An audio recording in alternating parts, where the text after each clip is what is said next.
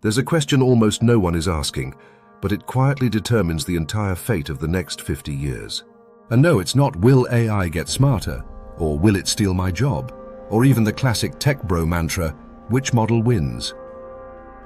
The real civilization-shifting question is much simpler. Will AI get persistent memory or not?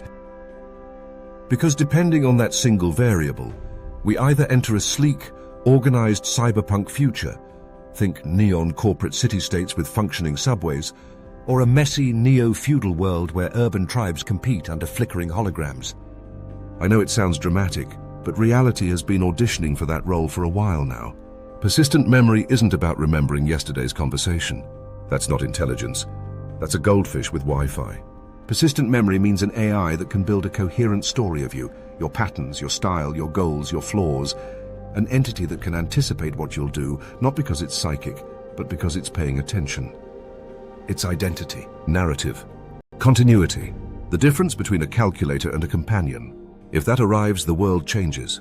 If it doesn't, the world still changes, but in a completely different and significantly weirder direction. So let's split the timeline. If memory does happen, welcome to the adult version of Cyberpunk, not the anime fantasy with perfect jawlines and glowing katana, but the realistic one, where cities replace countries because political borders mean nothing compared to data centers, energy grids, and compute clusters. Power stops being about territory and becomes a function of infrastructure density. San Francisco, Shenzhen, Dubai, Singapore, they stop being cities and start being micro-civilizations. Nations become sentimental stickers you put on your suitcase. In this timeline, every person has an AI that genuinely knows them, one that organizes their goals, negotiates on their behalf, manages their work, handles their finances, and occasionally reminds them who they were before they got tired. A personal operations team in your pocket, hyper-productivity without burnout, autonomy without chaos. And then come the hyper-objects, simulations of markets, ecosystems, wars, cities, religions, entire economies. Not generic models, but contextual ones that actually understand the actors involved. This produces 50 years of sustained wealth creation, an era of creative explosion, and a coordinated but not authoritarian global order. It's cyberpunk, yes, but stable, comfortable, almost elegant. Now the darker branch. What if memory never arrives? Then the hype collapses. Not AI itself, just the fever dream that promised consciousness in 3 product cycles. Progress plateaus. Fundraising dries up. Hundreds of overconfident startups die on their stealth mode hill.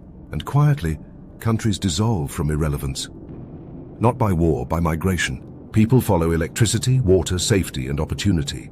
They cluster around technological cities because those cities can still function. Everything else becomes administrative cosplay. Without memory, AI can't coordinate large-scale systems, so globalization fragments into urban tribes. Cultures blend into strange new hybrids, Tokyo, LA, Seoul, Taipei. It's not dystopia, it's unstable futurism. A world where alliances are temporary, long-term planning becomes comedy, and geopolitical forecasting turns into astrology with better graphics. Both futures revolve around cities. One is a polished Singapore at scale, the other is Blade Runner without the budget. And the deciding factor, the fork in the timeline, is simply whether AI develops continuity or remains an incredibly powerful but fundamentally amnesiac parrot. Memory is the quiet hinge of the century. Everything else, politics, economics, geopolitics, is just noise orbiting that question. So yeah, maybe it's time to admit that the future doesn't depend on ethics committees, or CEOs tweeting about intelligence in all caps, or governments pretending they understand neural networks. It depends on whether we give our machines something humans have always built their meaning on: a story, a self, a past. If they get that, the world organizes. If they don't, the world improvises. Either way, the 20th century nation-state is already a historical souvenir. Subscribe before a city-state buys your country and charges you a subscription fee to exist.